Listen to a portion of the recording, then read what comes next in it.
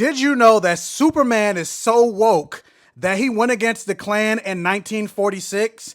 And that fictional story actually helped to dismantle the Klan in real life. Welcome to my safe haven. So there's a comic book series that's out right now that came out in 2020 called Superman Smashes the Klan, and it's actually based off the Superman radio show from the 1940s where Superman went against the Ku Klux Klan. And the way that came about is thanks to this man right here. His name is Stetson Kennedy, and he was a human rights activist who infiltrated the Ku Klux Klan in the 1940s and released all of their secrets and information to the public. And one of the people that he released information to was he called the producers of the Superman radio show and suggested the idea that Superman should fight the Klan. And at that time, the producers of the Superman show were looking for a villain for Superman to go against. And so they said, oh, yeah, sure. So they decided to do it. And all the information that Stetson gave the Superman producers resulted in a multi-episode show on the Superman radio show called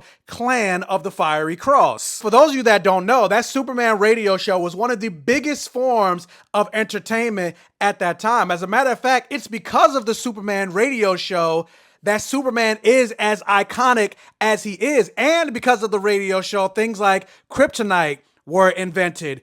Characters like Jimmy Olsen and Perry White, who weren't in the original comics, they came around because of that show. The fact that Superman can fly was because of the radio show. And so because millions of people were listening to that show, and thanks to the accurate information provided by Stetson Kennedy, the show began to trivialize and make fun of Klan rituals and things like that. And so it ended up having a negative impact on Ku Klux Klan recruitment, and their numbers slowly started to dwindle. And then, of course, it culminated in Stetson Kennedy writing a best-selling book, which further dismantled the Klan until the fact that they became dismantled. And I use dismantled because they're still around. They're just not as blatant and obvious as they used to be. And it was that 1946 radio show storyline that they based the 2020 comic book series off of. So yeah, when you have people complaining and thinking that the quote-unquote wokeness of Superman is a new phenomenon, let them know that Superman has always been about that life. From day one, he's always been